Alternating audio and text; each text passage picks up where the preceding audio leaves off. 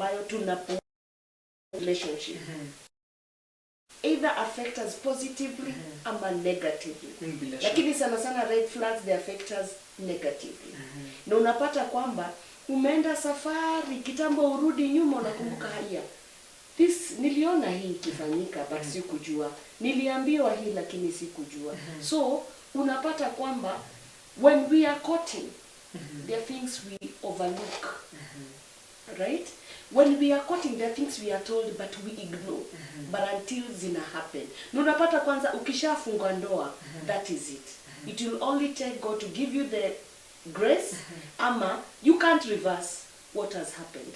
Like me, I was there like more than 20 years. But now you see, I cannot reverse what happened.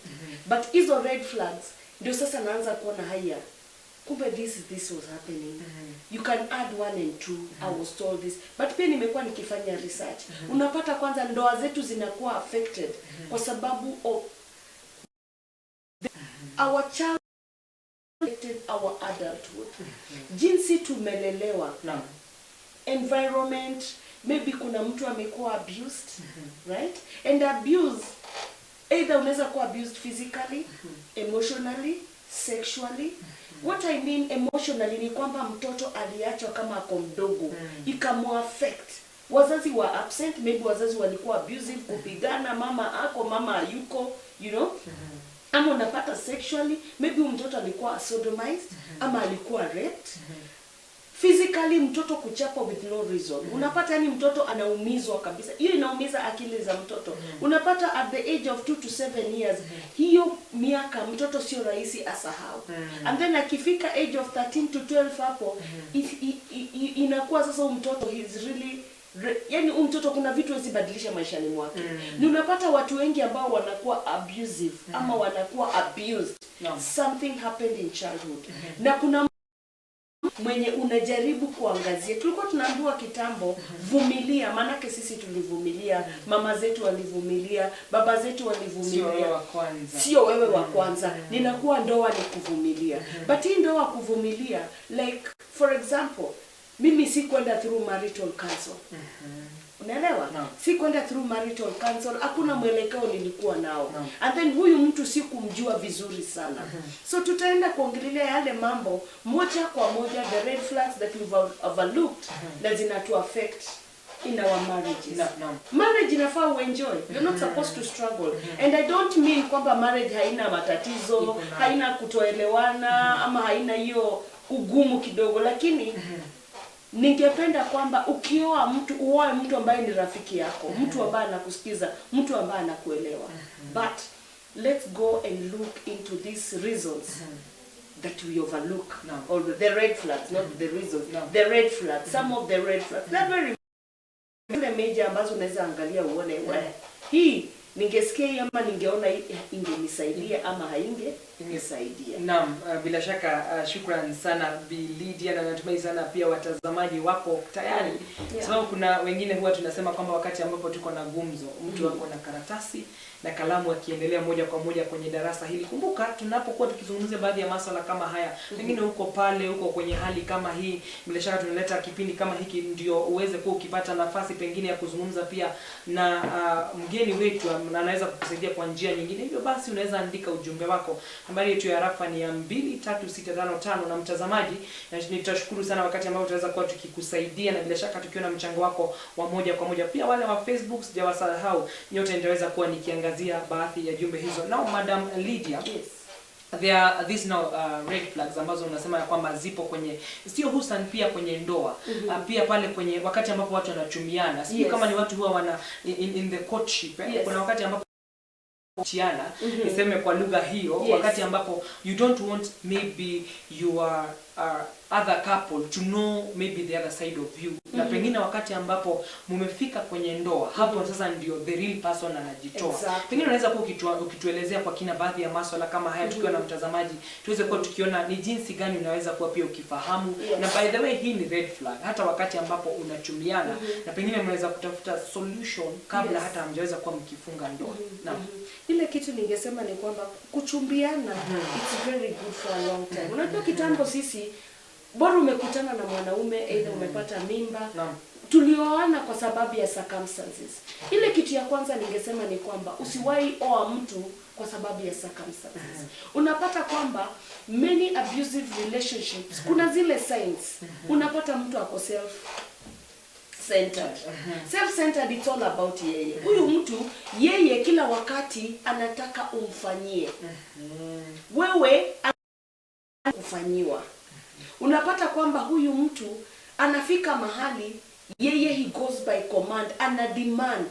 Na nikisema I'm not referring just to male, I'm referring to gender. It's either male or female. But abusive relationship, most of them, nimekuwa nikisettle on issues of narcissistic personality disorder. Hizo ni zipi sasa? Hiyo ni kwamba they are kind of people, because of their effect of childhood, imewaffect mpaka adulthood. Nimekuwa kwamba huyu mtu ako self-centered. It's all about him.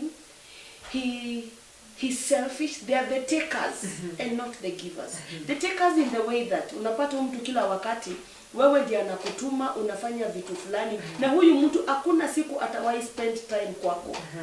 Huyu mtu hakuna wakati atataka akusikize. Kila wakati ni wewe umsikize. You get the point? No. And then unapata kila for approval kutoka kwa huyu mtu. No. Inakuwa zile za you are always wanting to please this person. In a relationship it's both way. Ina work yote. Si eti wewe kila wakati unataka kumplease. Anakuambia jinsi utavaa, nani utaongelesha, nani hutaongelesha, hii kanisa utaenda, hii kanisa hautaenda. Unaelewa? No. Unapata wengine their ego iko juu sana. Kuna vitu hawezi stuplo. Maybe kuna mahali amekosea, lakini unapata kwamba huyu mtu kuomba msamaha ama kusema samahani nisamee, nilikosea. These people, they are not apologetic.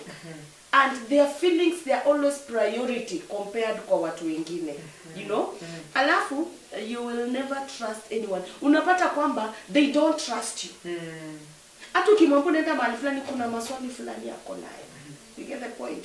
He's always yani anakutafuta umeenda, lazima umwambie umeenda wapi, umetoka wapi, umefanya nini. So these people have reasons that zinawafanya wa behave hivyo. Unapata in a marriage, in a family that imekuwa na issues. Do you know why it turns out siku hizi watu wengi ni lesbians and gays? And they're gay. Because unapata kwamba huyu mtu alifika mahali, wengine ni wale wamezaliwa nasikianga the chromosomes ziko more than that, alafu inafika mahali wanazijustify. You get? Lakini wengine pia wanajifunza. Unapata kwamba maybe kama ni kijana, huyu kijana maybe the mother was not there for them. Ama the mother abused them. The male side iliwa affect. Mtu anaona then haina maana ya kukua na mke. Yes, ya kukua na mke. And then unapata msichana pengine their father maybe abused them, ama their father was not there, something like mtu anaona haina sababu ya kukua, kuolewa, ama kuoa. I want to be different. So unapata these effects zina affect. Now, sije kama ungeniruhusu twende straight kwa hizo points. Na bila shaka. Lakini kabla tuenda kwenye swala hilo nzima, kuna swali ambalo nimeulizwa hapa manake ninalifanya kwa tukienda break alafu turudi na baadhi ya masuala hayo. Kuna swali ambalo nimeulizwa. Pengine unaweza kuwa ukiniambia, amesema kwamba mimi nafahamika kama Grace Sanaipei, anasema kwamba anatazama kutoka Narok, yako na anasema mimi natazama kutoka upande wa Narok, mahali kunafahamika kama Mostro. Anasema kwamba amesema ni shabiki wa pahali fulani, tutataja hapa moja kwa moja na amekuwa akikusikiza. Amesema kwamba pengine unaweza kuniambia fear is one of them, kwa sababu anasema yeye hapo kwenye relationship na hapo kwenye ile hali ya anapenda huyu mtu kwa sababu ya woga. Unajua, pengine unaweza kutuambia ni kipi ambacho anaweza kusuluhisha kabla hajaenda kwenye mapumziko. Bila shaka tunaweza kuwa tukiangazia ama kabla hajaweza kuwa tukiendelea kwa baadhi ya masuala kama yale. In fact, kama unapenda mtu kwa sababu ya uoga, haupendi huyo mtu. That is automatically haupendi huyo mtu. Kuna vitu zinakufanya, and you see somebody who is your abuser, ama ule mtu mwenye unajua hapa mbele kutakuwa na shida. Hizo ni one of the things anaweka ndani yako, fear. And fear, wanaweka fear ndani yako ili kukucontrol. Kama lazima uulize ruhusa. Ndio kuuliza ruhusa sio shida, manake maybe that person will end up to be your wife or your husband. But again, why would I fear you? I don't love you, I fear you. Grace, na niko na shaka kwamba you are heading in the wrong direction. Your husband is supposed to love you. You have to be comfortable. You have to be yourself. Because when you fear somebody, there's a lot of danger. Nunapata huyu mtu atakucontrol. You'll never have your own life, and that's the beginning of being abused in this relationship. Kindly hold back and check on reasons to why. Either you're with the wrong person, ama even you from where you are coming from, you fear going into the relationship. Unapata kwamba Grace maybe witness maybe abuse in the family. You know, so Grace maybe babake ama mtu mwenye ameishi naye amekuwa abusive. So unapata Grace akona ile fear kwamba will this also happen to me?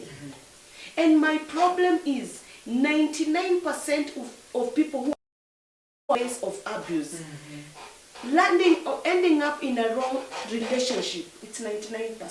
So Grace, just hold back. You can walk the journey with somebody. I don't mind you calling. We can sit down and talk. I really want to understand what are these things that you fear. Because even me, when I got married, there was that fear. Hii fear inakufanya such that mtu akikwambia kitu lazima ufanye. Unaelewa? Lazima ufanye kila kitu anakuambia. You can't question.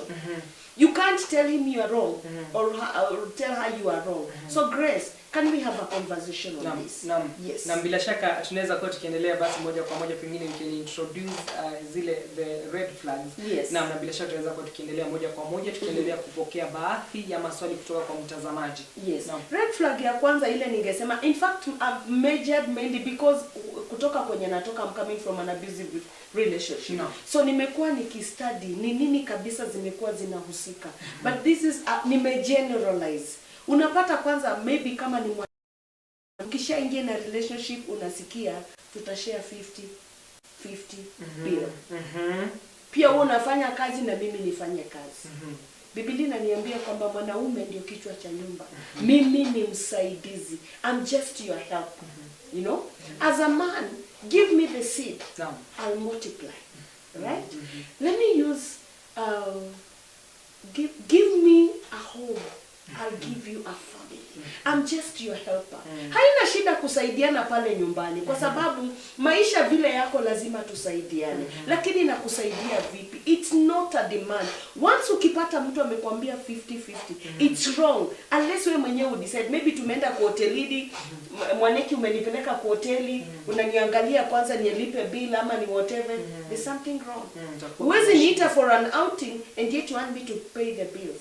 Unless it's me who has decided today let me treat my guy, ama let me treat my girlfriend, you know. Another thing, he discuss issues.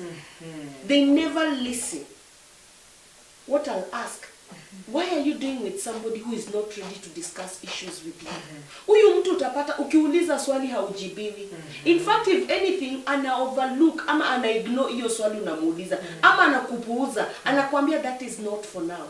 Relationship, it's all about communication. Kama hakuna communication kwa relationship yenu, please, there's something kuna kitu iko. That is a red flag. Like me, unapata kwamba I could never question anything.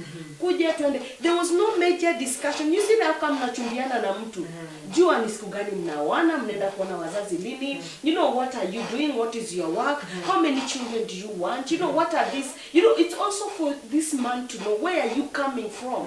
Ama this woman to know where are you coming from, how is your family, you know. By me knowing about your family, I'll be able to know nitakaje na jamii yako, nitajuaje, are you from a single mother, are your parents both there. Very important to have a discussion in a relationship. Ukipata mtu mwenye you are not discussing anything, please, and let it not just be just on the surface. Hi darling, baby, couple, I love you, nina nina. It has to go deep. It has to go deep. Now, 3, if he doesn't want to give you a title. Mko na relationship na mtu mwaka moja mwaka mbili. Huyu mtu akwambii wewe ni nani? You know? Who are we? Who are we? Ama tuko tu. Are we an item? And if you are an item, who are we?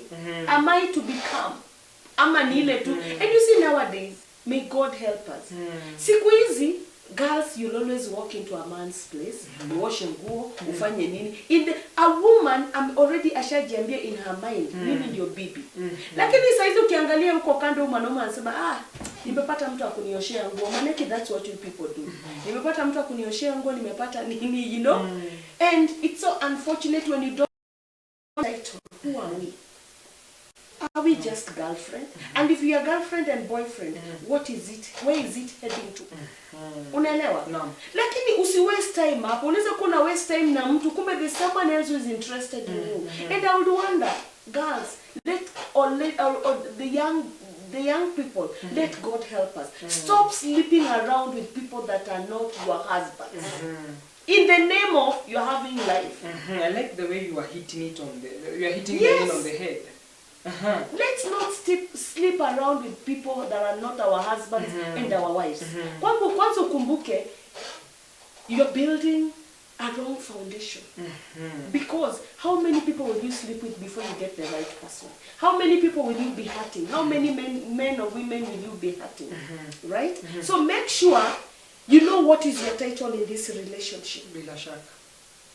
Because asipokupatia title utaenda upate mimba, atakwambia aje?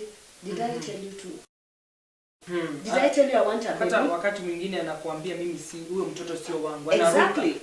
Wacha sio wangu. Mimi I got pregnant. This man told me he wants to whatever. He wants to a baby. And I went in because sisi kitambo tuko na ukipata mimba umeshapata bwana. And our parents will never discuss such topics with us. He told me you have to abort that thing. In fact, alisema if you think that thing will keep us together, you are wrong. Get rid of it. You see, that was a red flag.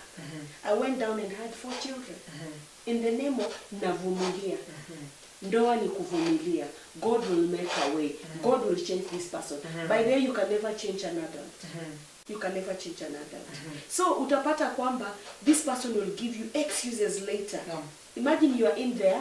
Alafu wengine hata analala na wewe na already anapanga wedding. Ama kuna mtu asha or something like that. So as you go in, what are we? Yeah?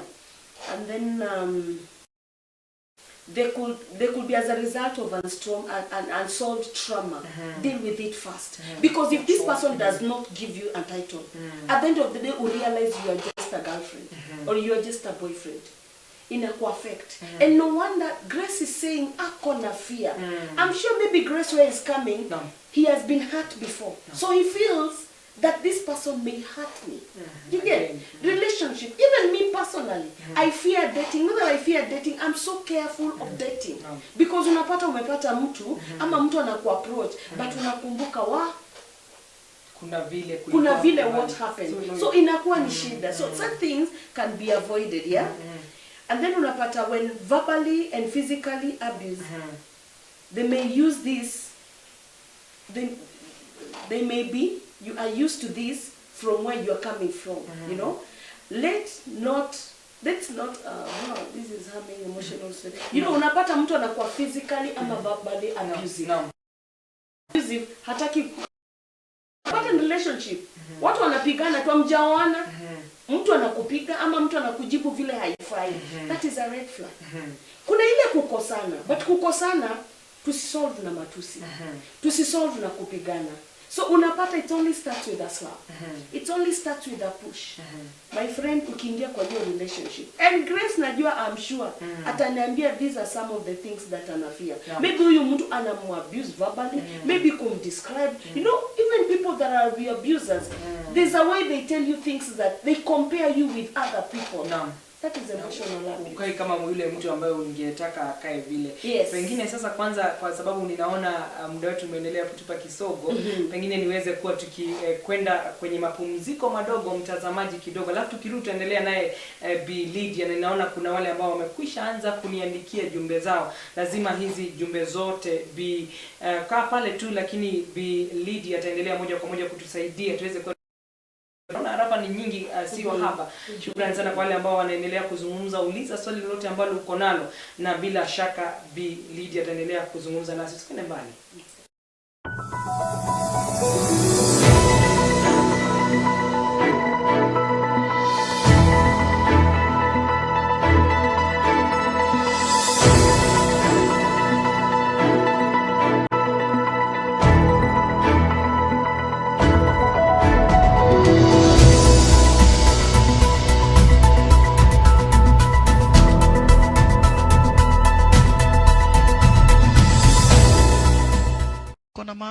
utaishi kufikiria unapenda ama unapendwa, na utapata hapa basi haupendi wala haupendwi. Kisha na maana uliwacha wako mwenye hapa basi mlifaa kupendana akaenda. Mwanzo duniani unakuwa umetengenezwa mtu mmoja tu ambaye chaki kweli basi atakupenda mapenzi yake yote, na ukimwachilia aende wale wengine kupatana na wao, utapatana na watu ambao tu wanapenda kitu ambacho uko nacho. Kupata hii never. Kama sikiza tuni yako, bonyeza star 811 star 848 hash na utaipata hapa basi. Kama sikiza tuni yako, bonyeza star 811 star 848 hash na utapata never. Kama sikiza tuni yako. Bere.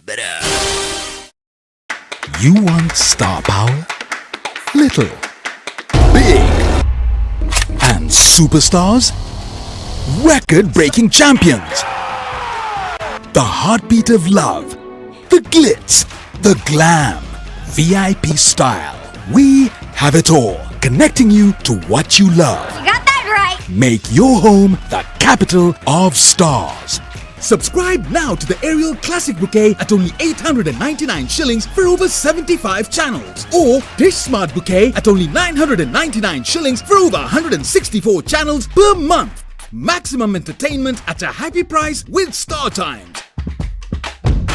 Star Times. Enjoy digital life. Olive Herbal Clinic tunatoa matibabu kwa magonjwa sugu kama vile asthma, stomach ulcers, men weaknesses, magonjwa ya zinaa, diabetes, arthritis, fibroids, allergies na magonjwa mengine. Katika kliniki yetu hatulipishi pesa za kumuona daktari, yani consultation fee. Kliniki yetu ipo katika jengo la OTC orofa ya pili. Kwa maelezo zaidi mpigie simu Daktari Samuel Kabugwa kwa nambari 0712 999 Mpigie simu Daktari Samuel Kabugwa kwa nambari 0712 999 Tujaribu leo kwa afya njema. Get lost in timeless drama. I am not letting you go. Enchanting love stories from the world's best telenovela storytellers. Chinese drama, Turkish drama, Mexican drama, Indian drama, Filipino drama, and our new local Kenyan drama, Q. Romance for every mood. On Star Times, the heartbeat of love. Subscribe now to the Aerial Classic Bouquet at only 899 shillings for over 75 channels. Or Dish Smart Bouquet at only 999 shillings for over 164 channels per month. Maximum entertainment at a happy price with Star Times. Star Times. Enjoy digital life.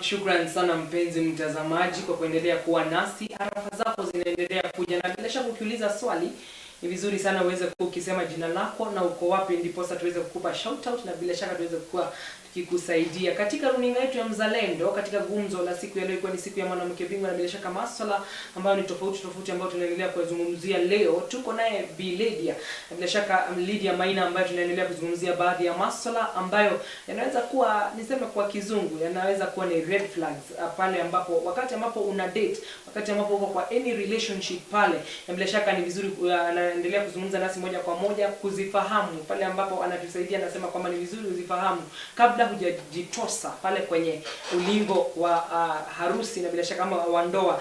Bila shaka wao tunasema ni vizuri sana uweze kutoa doa kabla hujaweza kuingia kwenye ndoa. Bila shaka sitazungumza mengi mpenzi mtazamaji, manake naona amejiandaa vizuri kuendelea kuzungumza nasi. Maswali yote taendelea kuyajibu kabla hajaweza kuwa akitoka kwenye runinga yetu ya Mzalendo. Hivyo basi nambari yetu ya rafa ni 23655 23655, na pia pale kwenye Mzalendo TV kama uko na swali lolote pale kwenye ukurasa wetu wa Facebook, ndaendelea moja kwa moja kwa kuangazia, nikirudisha moja kwa moja kwa Bi Lydia. Tulikuwa tumeachia pale kwa wakati ambapo unaona kwamba ameanza kufanya nini? Hiyo abusive, verbal and physical abuse, hizo emotional. Emotional ni kwamba unataka kitu mtu anakusumbua kiakili.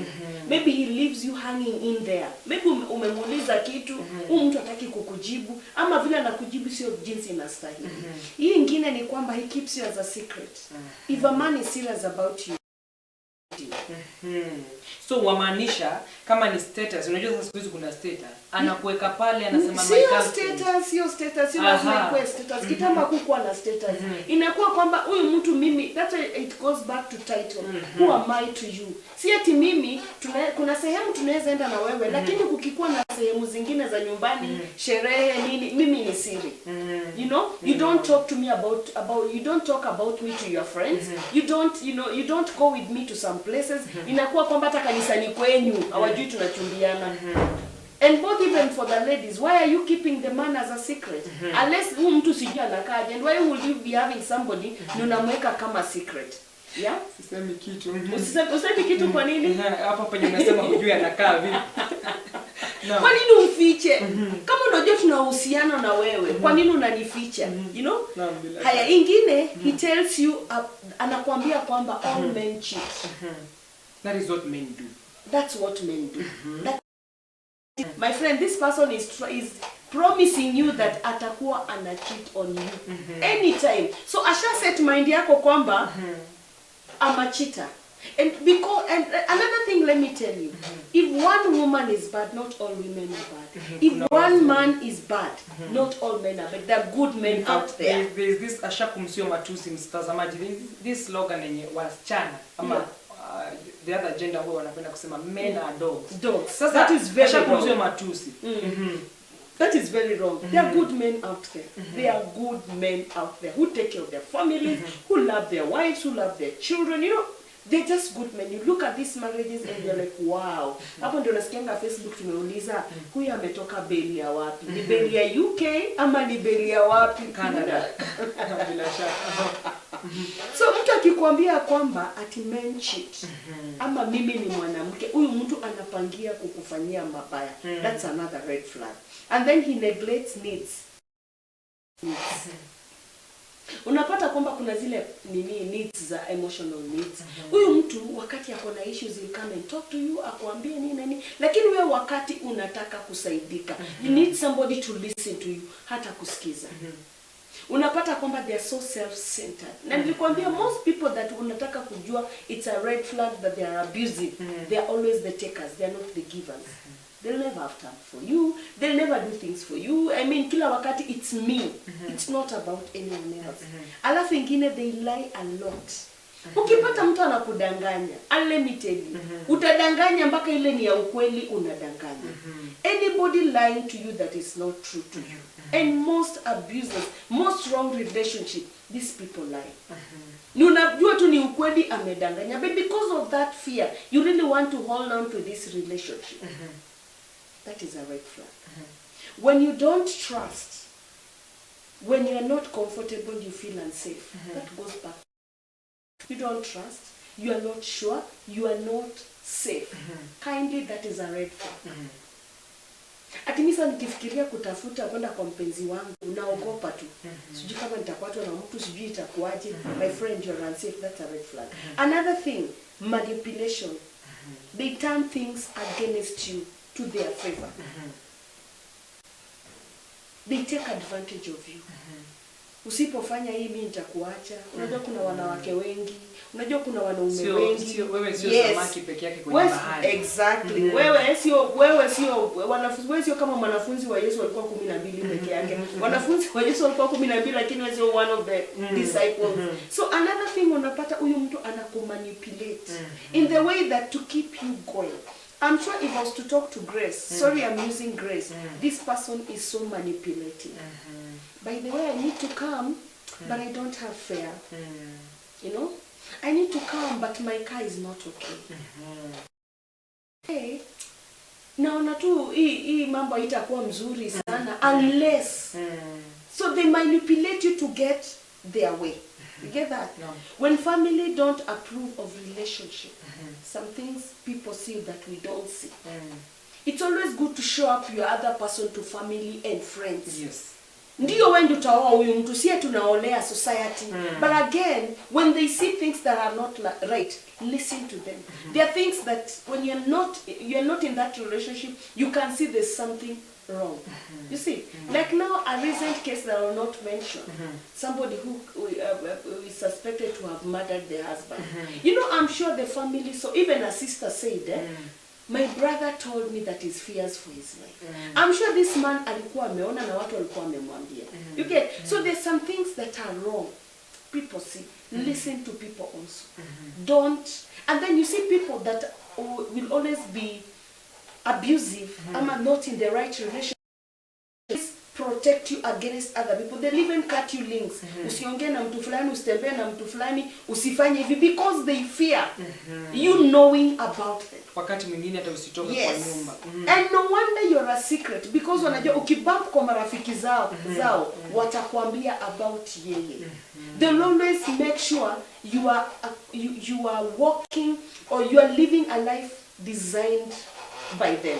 Kuna family members ukienda hizo family gatherings, they'll always tell you the past. Alikuwa na msichana mwingine, alioa, akawacha. So they'll always even put you as a secret, usiende kwa hizo family gathering, because they fear you may bump into some truth. Naam, bila shaka. Pengine kabla tujaendelea na another red flag, kuna swali ambalo lilikuwa limeulizwa hapa na Ann. Ann amesema kwamba ametoka upande wa Trans Nzoia. Ann kutoka upande wa Trans Nzoia unasema kwamba yeye chenye unasema ni ukweli. Nasema imenigusa na but sijaolewa na siwezi jaribu na sababu kwa sababu ya changamoto nyingi ambazo napitia na mwenye angekuwa mchumba wangu. Na hivyo basi anasema sijui kama unaweza kuwa ukiongeleshea Ann na mwingine ambaye ako kwenye ile hali. Maana sasa hivi we have a lot of single mothers. Yes. We have a lot of wale watu ambao wanasema mimi siwezi hata mimi siwezi jaribu kuolewa kama mambo ni haya yenye nimekuwa nikipitia. Pengine tukiendelea tu hivyo utaendelea kuzungumza nasi moja kwa moja, pengine ukituambia na swali lingine hapa hajasema jina lake. Ni vizuri basi useme jina lako ndipo tuweze kukupa shout out.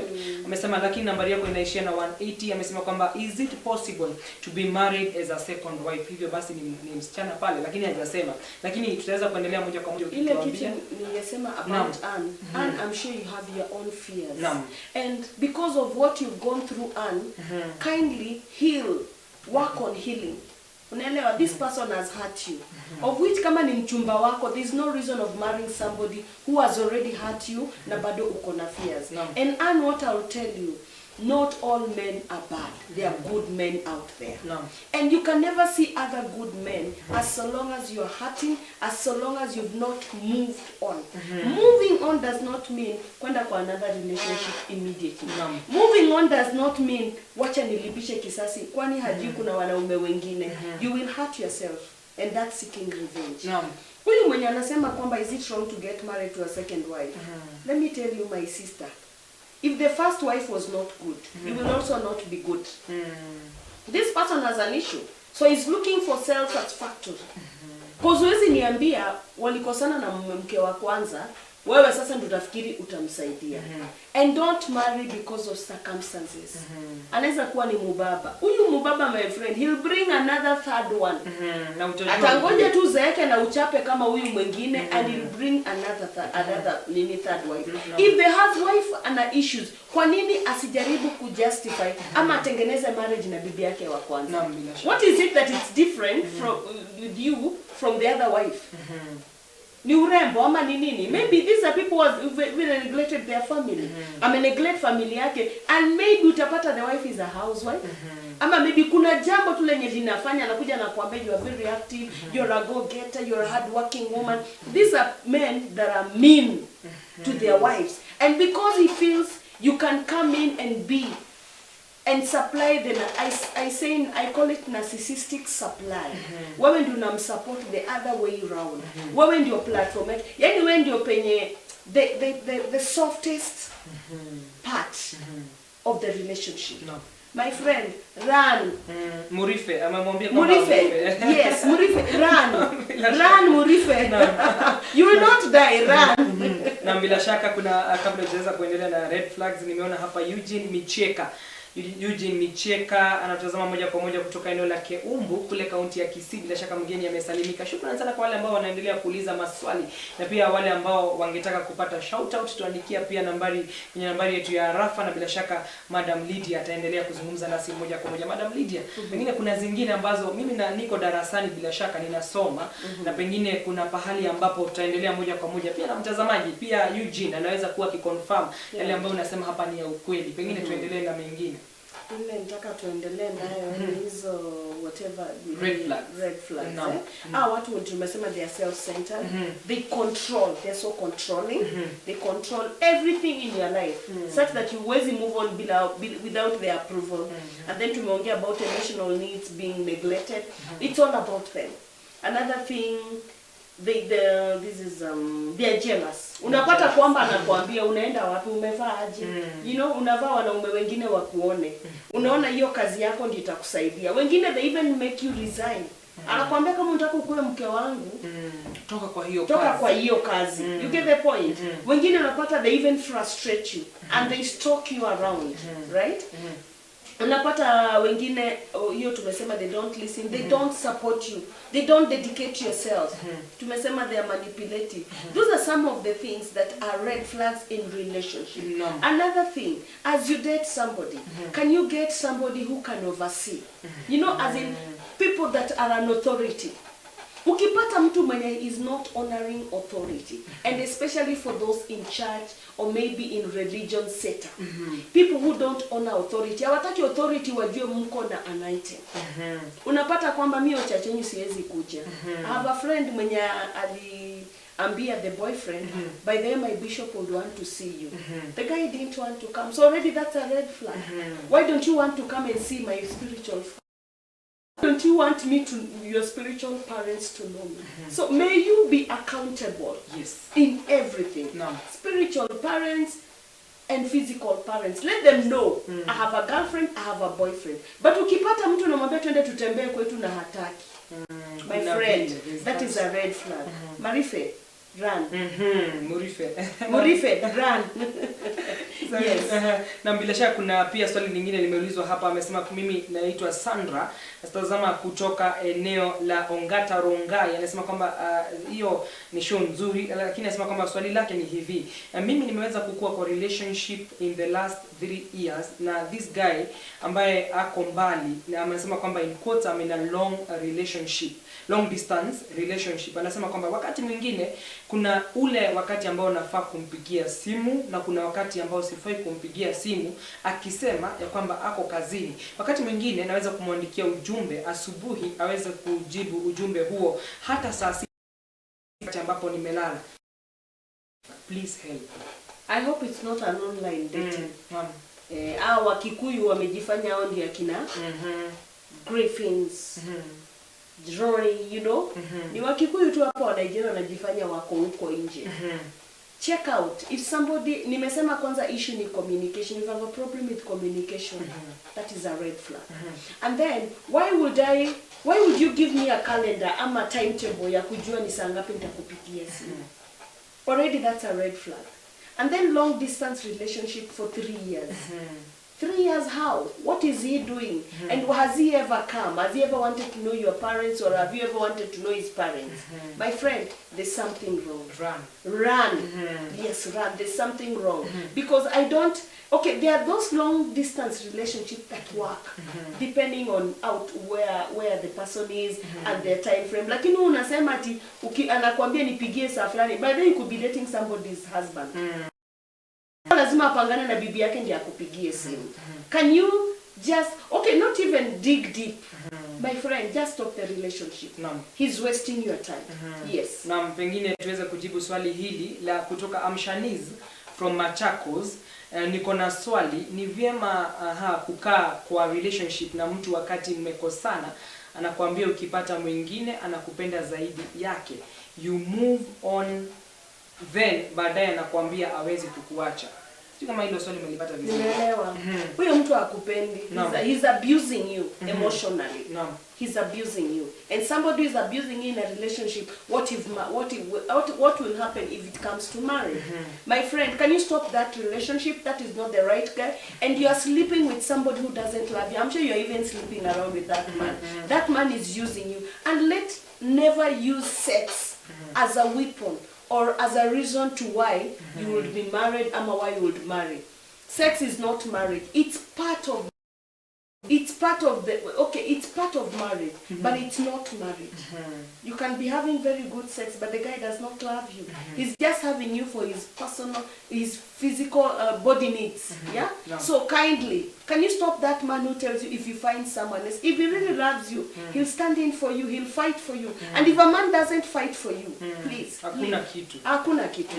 Na shukrani sana, naona muda wetu umetupa kisogo, tuko na kama dakika 5 hivi za kuendelea moja kwa moja tukimalizia, na pengine ukiendelea moja kwa moja kuangazia kama kuna zingine umebakisha, ila pengine wiki ijayo tunaweza kuwa tukiendeleza swala kama hili kwa mara nyingine, pengine tuwe na mjadala, na bila shaka kuna wale ambao wameendelea kuuliza maswali kama hayo. Bila shaka kuna mwingine hapa ambaye kuna swali ambalo nilipata hapa. Hili lilikuwa limeulizwa na Recho. Amesema mimi naitwa Recho Wangari. Anasema kwamba anatazama kutoka eneo la Murang'a, inajipandisha eneo la Murang'a. Anasema ya kwamba mimi niko na issue na pale ambapo mimi nashiriki. Anasema kwamba kanisa sana. Sitaki kufanya harusi ya kanisa, lakini kanisa ambayo hata taja. Anasema kwamba mimi wanasema kama nitaendelea kukaa kwenye hiyo kanisa na ile docket aliyopo ati ni vizuri afanye harusi, na to make the matters worse wamemtafutia hata yule mtu ambaye atamuoa. Anasema aje, is this a red flag ama nitoke hii kanisa nitafute kanisa That is a red flag. Please run away. Let me tell you, siku hizi kuna kanisa ambazo what would I say? They are true men of God, and there are no others who are not true men of God. And then upate ni siku za mwisho, sometimes cult. Unajipata uko kwa cult. Yes, unauliza hizo, why this and this is not adding up? That's a cult. My friend, run away. Run away, because you can't be forced to marry somebody. Ukumbuke ukishafunga ndoa na huyu mtu, for the rest of your life you'll never live. And another thing, kuacha, what I say, you better not ignore the red flags, because once you marry, it's hard to separate. If you have the chance and you've noticed there's something wrong, where's your know kwa mtu ambaye sio rafiki yako haumjui? Marry your friend. And if it's not your friend, please run. Na mimi sikuambii kwa ubaya. I'm also born again. I go to a church. Kindly run for your life. Bila shaka kuna jumbe mbili tu ambazo singetaka tuweze kuziacha. Amesema kwa mimi nafahamika kama Clifford from Kitale, pahali panafahamika kama Big Tree. Clifford ametoka pale Big Tree. Anasema I have a woman that I love. I have introduced her to my parents. She has a club, but I respectively told her that that will be hard. I respectively told her that it will be hard for me to be moving on with that, and she is pregnant. I told her to manage from this sidelines since I'm from a Christian family and I want this relationship to work, but I'm not apologetic for being vocal and straight with what I want. Huyu amesema tuchukue swali lingine ndio ndipo tuweze kuzishikanisha kwa pamoja. Anasema kama Mjeri, I got married when I was 23 years and I gave birth to a baby girl and immediately tukaachana na bwanangu. I have never dated anyone since then, but of late getting attracted to married man. I'm getting attracted to a married man who is 27 years and I feel I'm 27 years and I feel I can get a single man to marry me. Huyo ni Njeri. Na pia swali lingine hapa utazilishikanisha. Anasema kwamba hi, I'm Mercy from Meru. I'm married but my hubby lies a lot. He ignores me, my opinions, and he's lowering my self-esteem. Na bila shaka kuna swali la Mercy la kuloa self-esteem. Yeah, lower self-esteem. Mercy, that man is abusing you emotionally and maybe physically or something like that. Mercy, kindly seek help. For somebody who lies to you and lowers your esteem, already amesha ku devalue. And Mercy, because you now realize and know that this is wrong, this is an abuse. abusive relationship, No. can you seek help, maybe counsel, and maybe even find out why this person is lying to you. No. Maybe he has another family before you, ama there's something he's hiding. No. Huyo mwingine amesema kwamba alipata mtoto akiwa 23 and is now 27. I got my baby when I was 21, so you are not that not very young. 23 it's okay. Unasema since that relationship you get attracted to men that are married. No. It is wrong to marry somebody's wife, husband. Yeah. Because ujue whatever you plant you'll reap. Usipo reap wewe mwenyewe watoto wako watarip. Ni mbegu utakuwa umepanda. No. Men are there. There's single men around. Just trust in God and you'll get a man. No. It's never late to get the right man for your marriage. No. Hiyo ingine ni ya Cliff. Cliff anasema kwamba ako na mwanamke, ako na club na ako na mimba na he is coming from a Christian background. I think he's a Christian. No. Cliff, maybe wacha tuseme vile iko. It's wrong to have sex before marriage. Right? And then already before marriage, seek your well relationship with God. Already mtoto ashakuwa involved. But unasema kwamba umeambiwa mwanamke akuje anatengeneza hii ana manage hii club on the sideline. Kumaanisha Cliff, where did you meet this woman? You must have met this woman maybe in that club. And kumaanisha you are not even a Christian. Because being a Christian kuna vitu hufai kufanya. You get? And that's where it went wrong. If you feel like this woman hutaki afanye club, mkidate mpaka apate mimba, hapo anafanya hiyo club. Can you find a better way? Open for her a better business. Because from that club is making money. That's the reason why anatatalia hii club. He's making money. Mtafutie biashara ingine and then enda kanisani tubu, Cliff. And take care of your wife and the children. Not your wife. Take care of that lady and then marry officially with the church foundation. Because Cliff, I'll tell you the truth. Everything that's wrong started wrong. The foundation matters in every relationship. Naam. Yeah. Bila shaka Madam Lydia anafahamu ya kwamba bila shaka lakini nitakuita siku nyingine tuendeleze swala kama hili na masuala mengine. Mpenzi mtazamaji, nitakupa dakika moja tu ya parting shot niweze kuwa nikikamilishia hapo, na shukrani sana mtazamaji kwa kuendelea kuwa nasi. Vile ningesema ni kwamba in relationship there's so many things that need to be considered. If you don't consider those things, they'll affect you in marriage. And there's no hurry, there's no house on fire that lazima uolewe ama uoe. Take your time, marry the right person. And if it's not the right person, you're setting for trouble in marriage. Naam, shukrani sana Madam Lydia kwa kuzungumza nasi moja kwa moja. Mimi leo sina mengi ila kukuambia endelea kutazama runinga ya Mzalendo hadi kesho majaliwa. Nafahamika kama Mwaniki.